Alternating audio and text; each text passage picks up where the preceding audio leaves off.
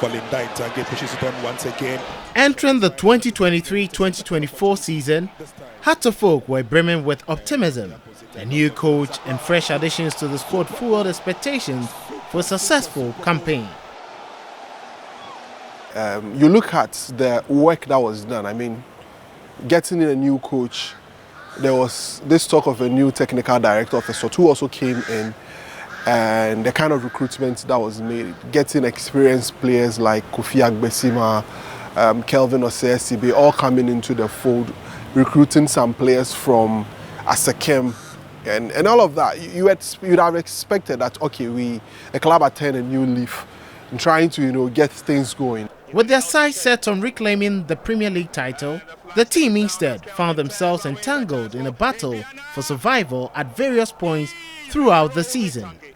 Plagued by a series of disappointing results, this resulted in the frustration of head coach Martinus Koopman.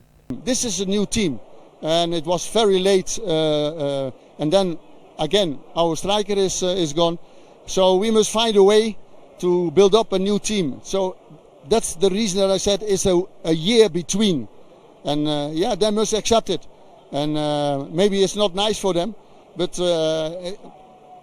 I do everything to solve that problem. Koopman was sacked and a new manager was hired. The appointment of Abubakar Ouattara initially steadied the ship. The new coach secured back-to-back victories and went 5 games unbeaten. Good run from Linda. Now Hamza is a lovely turn and it's a brilliant finish.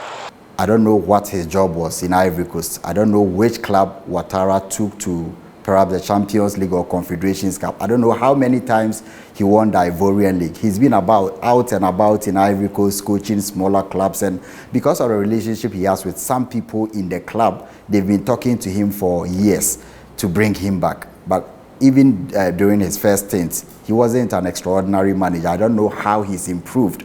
So the first 4-5 games was as a result of the new manager syndrome, players wanting to prove their worth and gain positions in the club. I didn't think that he deserved or he has the mettle to manage a club like House of Oak in the condition that they found themselves. Ouattara was not the manager to take them out, and I mean, it happened. However, just as fans thought the team had awakened from their slumber under Ouattara's guidance, 3 consecutive losses followed, with only 1 win in 6 matches. These performances sent shockwaves through the fan base.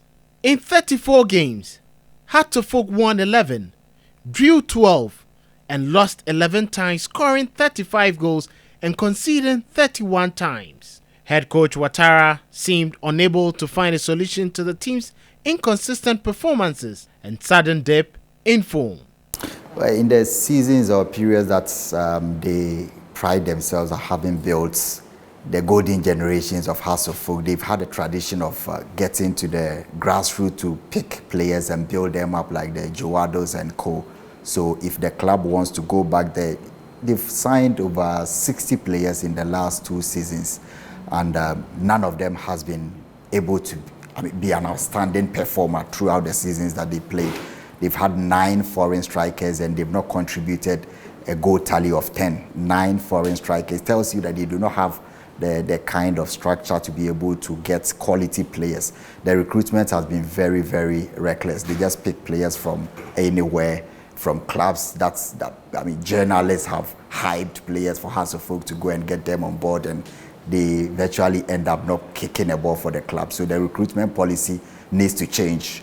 You can't have my own uncle Alaji Akambi going around speaking to players when he's not a scout, doesn't have the technical expertise, and having to impose these players on any manager who comes. So they have to go back to the tradition of the club, going to the trenches to pick players who have the desire to play for the club and keep them for a couple of years to be able to build a very formidable side. If they are going outside to look for quality players, they have to look at statistics, have to consult scouts, or have to rely on the expertise of people who know their jobs. You can't go and pick a player from Guinea and they say he's a top striker in Guinea, and you check on the top scorers log in Guinea and the player is nowhere to be found. They brought Kashala, who had not played more than 10 games in 5 seasons in Congo, and came here without scoring. Yachin from Central African Republic who was not a player who deserved to play for the club, so many of them. And this is the recruitment policy of the club. They've thrown money. The man has invested so much, I mean the board chairman, in terms of getting quality players, but because they do not have the people with requisite expertise to scout for players, but relying on people that he loves or likes to be around them. That's, I mean, basically how the club will end up. 2 consecutive losses against Aduana and rivals Asante Kotoko plunged the Rainbow Boys into relegation scrap until a 2-0 victory against Nations FC in Accra provided a brief respite. Despite this, fans remain optimistic that relegation is an unlikely prospect for the 21-time Ghana Premier League champions. We only pick 1 point, so now we have 42 points. What it means is that at least we should get 45 to stay. So whatever means possible, we need to win our last match. So we are not out yet. We're still in that precarious situation. This is a situation that since I supported this club, I've never seen it. Like Hasselhoff struggling like this. But hey, that is the reality. We need to fix. What I would say, as I've been saying all the time, we should all put our asses together and pray for the club, because it's just one match that will, of course, save this club from going to relegation. I think it will be a big news if us should be relegated, and we don't want that thing to happen. So everybody should, whatever you do, we should all support, come together, make sure we support the boys, the coaches. Now, I mean, this is not a time for blame game. We need to save the club first, then we'll put our asses together. We are very disappointed today. We are just hoping for the best. Next week we can pick the 3 points up, so we can stay in the league the next season. So we are just hoping for the best. Charlie, it hurts when you see a team like Hearts of Oak struggle to stay in a league. My brother, how did we get here? Something must be done. Somebody should stand up and do something about it. We plead with management to actually do a total overhaul of the team and try buy us some good players. So next season we can be at the position that deems fit for us. You can see my friends are here. We are chanting. We've been chanting for the past 90 minutes. All we want to tell our boys is that we are behind them. House of Oak is bigger than any other team in Ghana. We can never be relegated. We are the never say that boy. We've never lost hope. We will survive in Bechim, and we will show the whole world that Accra House of Oak is Accra House of Oak. We are the continental club masters. We will never go on relegation. On the final day, Hearts faced a must-win situation away at Bechim United. In a thrilling encounter, they secured a dramatic 3-2 victory, narrowly escaping relegation and preserving their top-flight status. While relief swept through the Hearts faithful, skepticism remains about the club's future. Many fans question whether the team can rebound and flourish next season, given the systemic issues that led to their near relegation. I think that basically they've been very, very inconsistent in the last decade or so, but for that brief summer body period where they won 5 trophies in 2 seasons, they've virtually changed everything with respect to the foundation, the structures of the club. They don't have people in positions to be identified as performing their roles, and a club like Hearts of Oak not having a CEO who runs the club day to day, but having to do with the charity of people coming on board to help the club, the people who are around the board chairman. This is not how to run a club of their stature. If you look back 20 years ago, they had people who were international relations officers, communication directors in Randiabe and others who rose to become the communication director of the FA. So you need to get people in position to run a club of this nature. So if the board chairman wants the club to be back, despite the investment that he's making of the field, he needs to get people in key positions to run the club as a professional entity. The nail-biting escape from relegation has left Hearts of Oak at a crossroads. While the immediate crisis has been averted, deep-seated concerns persist among the fan base. Many supporters are questioning the club's direction, leadership, and ability to compete at the highest level. The club's management faces a crucial off-season as they look to rebuild and restore Hearts of Oak. It's a shame. It's a real shame our on-field performance really doesn't correlate to the investment, the time, and why we want to do this club. Look at the quality of players that we have. Look at the quality of coach that we have. But sometimes these things happen in football.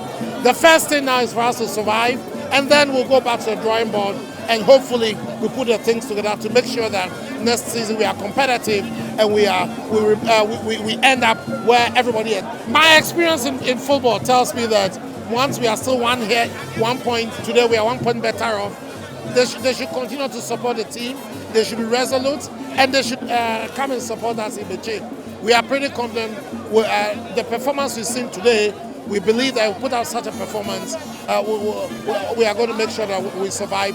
Yes, a lot of positive lessons have been learned, but once you have to wait patiently, conclude the season, then you do a holistic approach and make sure that everything that you want to do going forward, that will bring the positives. You sit back there and look at it and make sure that you are able to go through successfully. Then whatever that the club will have to do to make sure that we do not find ourselves in such situations any longer. Yes, we'll sit and make sure that everything is put in place so we can have a very successful 2024-2025 season.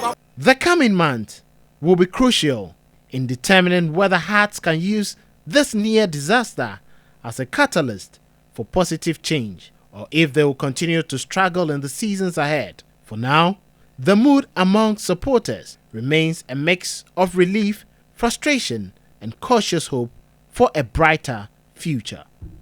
Yeah, they can still go back for Boadu. I'm sure that he's eager. He was eager to return, as I know. He was very eager to have a return to House of Folk. But for some people that he thought should be out of the club before he comes, Samuel Boadu is still there. They could have gone in for Samuel Boadu's assistant, Hamza, who brought a lot of young players who are now performing for the club in Amankwa Befi and the others. He knows them quite well. He knows the system of the club.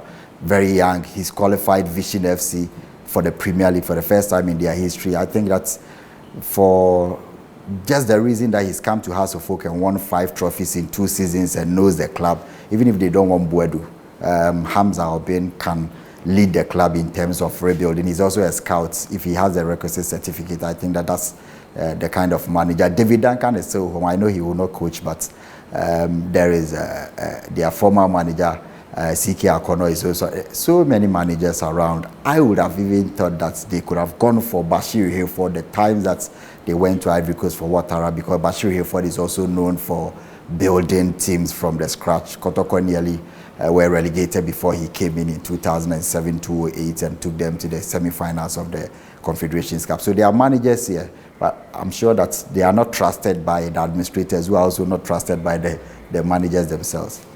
The club is dear to our hearts. We love the club, just as you love the club. We want to see the club blossom. We want to see the club at the highest level. Not too long ago, we were known as the Continental Club Masters. But as it stands now, in the last 14 years, Accra House of Folk has won just 1 league title and 2 FA Cups. It's been ups and downs. For a club like Hearts of Folk, we need to be challenging constantly at the highest level